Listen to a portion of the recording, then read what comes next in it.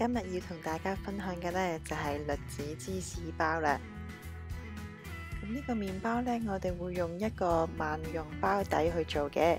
材料呢，分別就有高筋麵粉啦、低筋麵粉、酵母、糖、雞蛋、牛油同埋水嘅。而餡料嗰方面呢，就係栗子同埋忌廉芝士啦。如果大家買到韓國栗子嘅呢，我會建議大家用韓國栗子嘅，因為佢哋嘅栗子呢就比較大粒啦，同埋比較香甜㗎。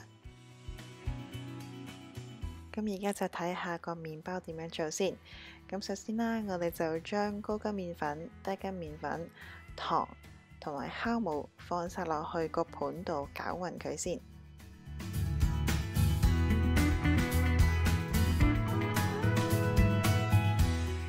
跟住呢，就可以加入雞蛋同埋水㗎喇。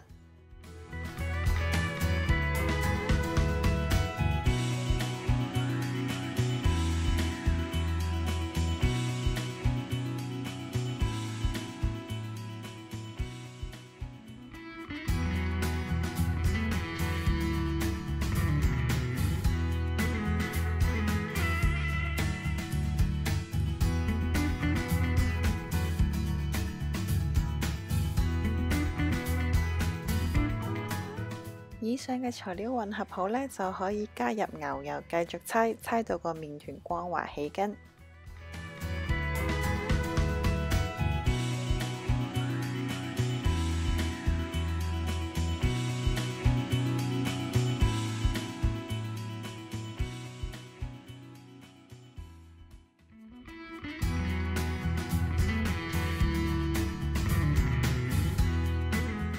跟住呢，我哋就可以將個麵團滾完，然後準備第一次嘅發酵啦。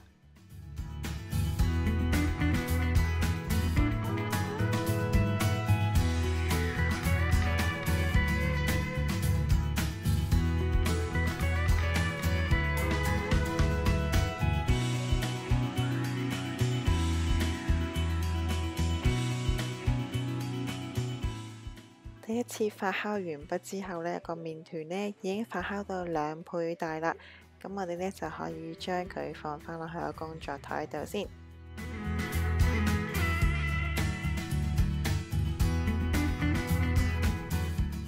跟住呢就可以將個麵團分成3份，然後再將佢滾完，靜止15分鐘作為鬆弛。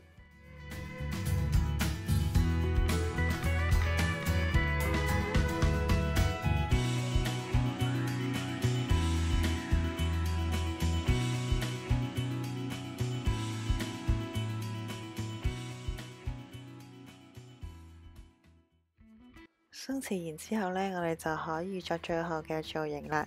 咁我哋呢可以輕輕拍一拍個麵團，排一排起先，然後呢就將佢夾成長條形，跟住呢就可以放入栗子同埋忌廉芝士㗎啦。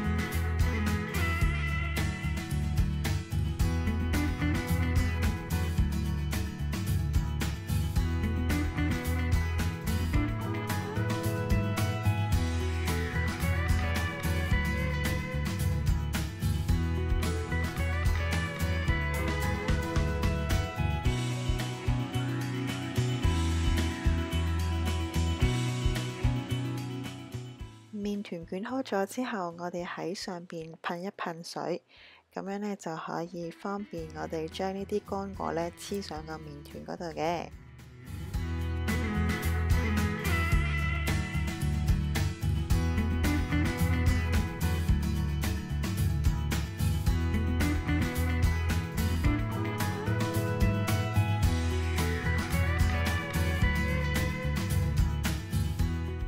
最後呢，就可以放入去個吐司模嗰度進行第2次發酵啦。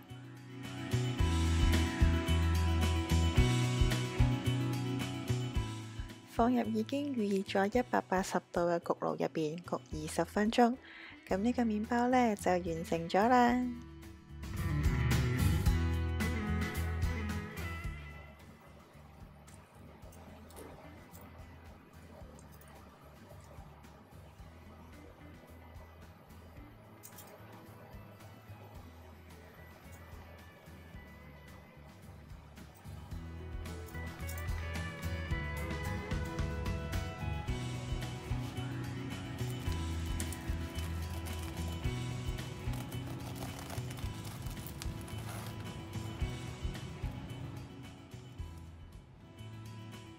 希望大家鍾意我今次嘅分享啦，下次再見。